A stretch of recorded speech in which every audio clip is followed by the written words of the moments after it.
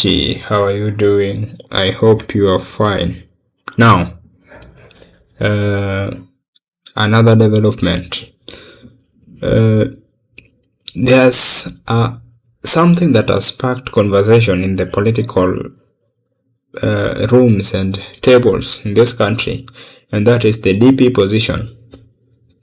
In that, the ODM leaders have come out to say that they want the DP position, which is Ruto's position, and they've even went ahead, Wanga and others, women, claiming that it must go to ODM and to a woman in ODM. Let's listen to it. Nao viongozi wa chama cha ODM wamesisitiza katika mazungumzo na chama cha UDA wanataka nafasi ya naibu wa rais kutengewa mwanamke kutoka chama hicho cha ODM. Na wakizungumza huko Kwale na Mombasa, viongozi hao wamemsuta katibu wa chama Edwin Sifuna wakimtaja kuwa msaliti chamani ODM na kwamba ana njama ya kukisambaratisha chama cha chungwa. Na Francis Ntalaki alikuwepo, hapa taarifa yake. Kikosi cha ODM kilitua Likoni, kaunti ya Mombasa kabla ya kuzuru kaunti ya Kwale, wakiendeleza misururu ya mikutano ya Linda Ground, wakiongozwa na mwenyekiti wa chama hicho Gladys Wanga na naibu kinara Abdulsamad Sharif Nasir. Viongozi hao wamekariri kuwa chama cha chungwa kina umaarufu na uungwaji mkono mkubwa nchini na kitakuwa kinalenga nafasi ya naibu wa rais ambaye ni sharti awe mwanamke kutoka chama cha chungwa iwapo Rais Ruto anataka kuwabwaga wapinzani wake mwaka ujao.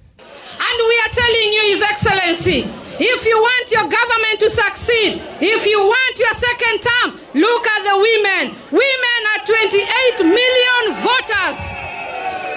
As we go for negotiation, me as a woman with my fellow 28 women, we are saying Deputy President must, shall, will, inshallah, be a woman from ODM. Na wale wanaona ODM lazima tubaki kwa mapambano. Sisi tupambane, wengine wakule. Sisi tupambane, wengine waingie serikali. Tuendelee kupambana ama tutafute njia ya kuingia kwa serikali. Viongozi hao wamemsuta katibu mkuu Edwin Sifuna wakimtaja kama msaliti, wakisema amekuwa akitoa taarifa zinazokinzana na msimamo wa chama chao. Akasema watakao saliti chama cha baba, mimi muniachie, nitamenyana nao. Akamweka jamaa mwingine, leo hii anakula nguruwe, kesho anakula kuku, kesho kutu anakula nyasi. Amepotea, amekuwa fisi. Kaile meza, hata mimi naona nimetosha kutetea maswala ambayo inamtetea mwananchi wa chini. Sisi tumesimama nyuma ya Daktari Oburu Oginga Odinga. Kwa hivyo sisi tumheshimu ule kaka wa baba, maana huyo ndiye alikuwa kakake. Na sisi tunataka kuwaomba wale wengine, si muheshimu mzee, si ana hekima, si atatulinda. Wakimtaka kinara wao Oburu Oginga kuendelea na mazungumzo kati yao na chama cha UDA, wakisema wanalenga kuunda serikali mwaka 2027 badala ya malumbano chamani ambayo yameendelea kuzua nyufa. Mnataka maendeleo, mnataka maandamano. Kwa hivyo kama unataka maendeleo, tumtume patida wetu Oburu Oginga katika mazungumzo na watu ambao wamekomaa akili kama hawa chair Gladys Wanga. Hii mambo ya kila siku ya kwa sisi tuwe katika opposition haya yatamalizika. Yaani wewe kila siku sisi hiki chama chetu cha ODM tuwe katika upinzani. Chama cha ODM kinatazamiwa kuhitimisha ziara ya pwani hapo kesho, viongozi wakizuru Mombasa. Francis Ntalaki, Ringa ya Citizen. However, the deputy president, that is Kithure Kindiki, has decided that he won't take this one's lying down. Yeah? So his allies has responded vehemently, saying that position, the DP position, is non-negotiable. That is the DP and president position, that they should be exclusively for UDA. Here is the allies saying the same. Naibu Rais Profesa Kithure Kindiki amesema kwamba hatatishwa na kauli ya kiongozi wa ODM Oburu Oginga kwamba chama hicho kinamezea mate kiti chake kwenye kinyang'anyiro cha mwaka 2027. Na viongozi waliokuwa naye Kindiki na wamesisitiza kuwa nafasi ya naibu rais sawia na ya urais ni za kujadiliwa na ni za chama cha UDA. Na viongozi wa Kenya Kwanza wakiwa katika maeneo tofauti pia wametaka upinzani kukoma kukashifu miradi ya maendeleo na badala yake kuwasilisha sera mbadala. Na Will Lusige na maelezo zaidi. Siasa za mwaka 2027 zikishika kasi, viongozi wa Kenya Kwanza wanaomuunga mkono naibu wa rais Kithure Kindiki wamekashifu kauli ya Oburu Odinga kwamba chama cha ODM kinalenga nafasi ya naibu rais katika mazungumzo ya muungano na chama cha UDA. Tunataka hiyo ichukuliwe. Tumesikia ODM wamekuja sana. ODM wamekuja sana. Wakisema nafasi ya urais na ile ya naibu rais zina wenyewe, viongozi hawa wamesisitiza haziko kwenye mazungumzo. Hata hivyo, Kindiki ametoa wito wa siasa za kuunganisha Wakenya. Tusipoendelea na hii serikali ile ambayo tumeona kazi yake, kiti yetu ya namba 2 ya Kithure Kindiki iko wapi? Wewe useme yako tuna divide terasere. Usibabaishwe na mambo kidogo ambao mnasikia hapa na pale. Hii mambo mengine yote ya siasa, sisi ndio mafundi wa siasa, my friend. Usione vile tuko, sisi ndio mafundi wa siasa. Hatuongeagi sana. We know we talk at the right time. Katika kaunti ya Kericho, wakiongozwa na waziri wa ulinzi Soipan Tuya, viongozi wa Kenya Kwanza wameutaka upinzani kuacha kuingiza siasa katika miradi ya maendeleo. Mambo ya fujo, mambo ya furugu, ambaye ndio watu ambao hawana sera, hawana mwelekeo, watajaribu kutumia nguvu kwa sababu imefika wakati wa siasa, hawana nafasi. Katika kaunti ya Isiolo, viongozi wa Kenya Kwanza wakisema serikali inapaswa kupewa nafasi ya kutekeleza ajenda zake. Mambo ya mvua ama drought inaamuliwa na Mungu.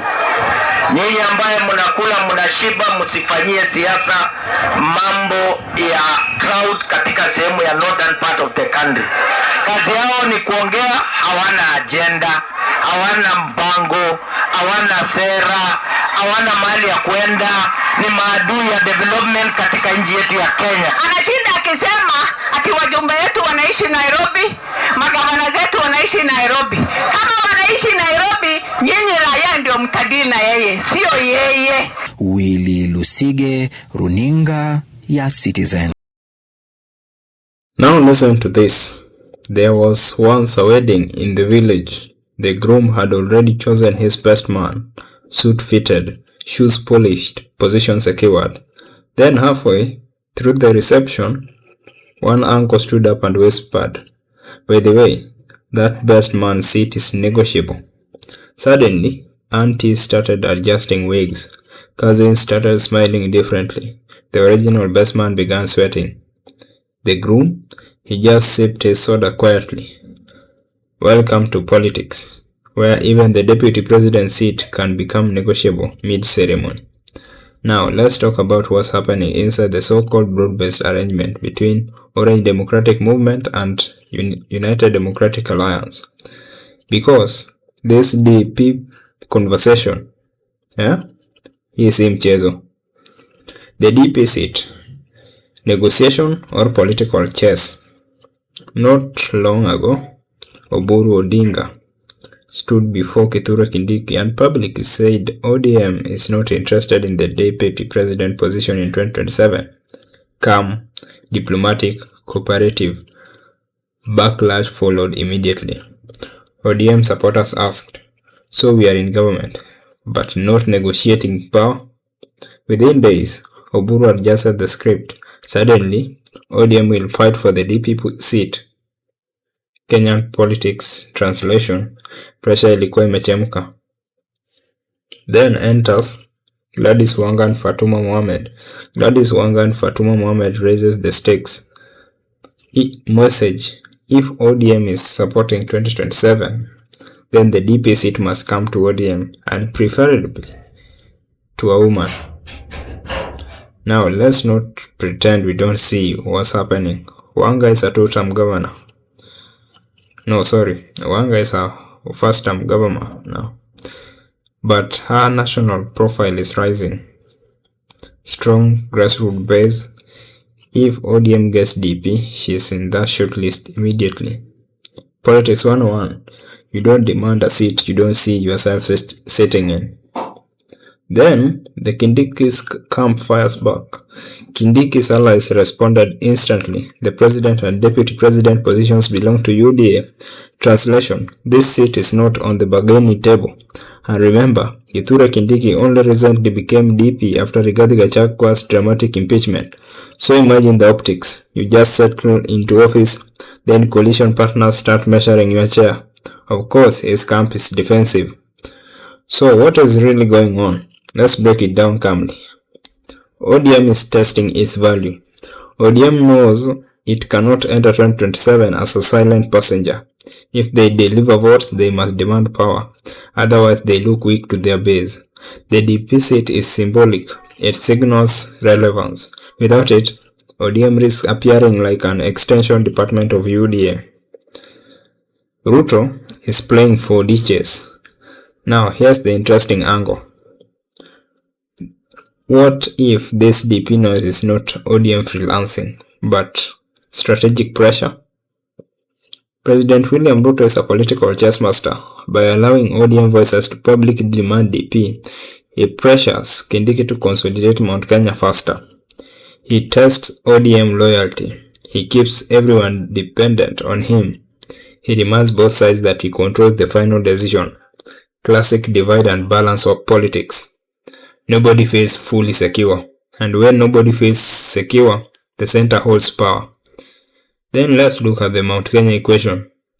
Let's be honest, Mount Kenya is vote rich. Ruto cannot afford to lose it entirely in 2027. Keeping the DP in that region is strategic insurance. Kindiki fits that equation. Replacing him with ODM, that risks alienating a bloc Ruto still needs. So unless ODM can guarantee numbers equivalent to Mount Kenya turnout, the DP switch becomes mathematically dangerous. Politics is arithmetic before it is emotion. So, is this the beginning of the end? Not necessarily. Role-based arrangements survive tension. In fact, tension is sometimes part of the choreography. But here's the risk. If ODM grassroots begin believing they are being used without reward, internal rebellion could grow. And if Kindiki's camp begins mobilizing defensively against ODM, trust fractures quietly. Coalitions don't collapse with explosions. They collapse with suspicion. Let's look at the bigger picture. Let's zoom out. Ruto in 2022 was the hustler candidate. In 2027, he needs structure, alliances, and maths. ODM needs a survival and relevance post-Raila era. Kindiki needs consolidation and security. Wanga needs elevation. Oburu needs authority. Everybody needs something. And when everyone needs something, negotiations get loud. The real question is this about power sharing or positioning? Because sometimes in Kenya, leaders demand positions not to get them, but to increase their bargaining price. DP seat today, cabinet leverage tomorrow, county days next week. This is not yet the end of broad-based. It's the negotiation phase. But if ODM plays its hand, or if Kindiki's camp hardens permanently, 2027 could become a silent civil war within a coalition. And if Ruto is orchestrating this pressure, then he is reminding both camps, the seat is mine to give. If you enjoyed this breakdown with real talk, humor, and no fear, subscribe to HiiStory, because we decode politics without panic, without propaganda, and without apologies. Next episode, we might be analyzing who's really sweating behind closed doors. Stay sharp. Stay curious. Politics ni mchezo wa akili. Bye.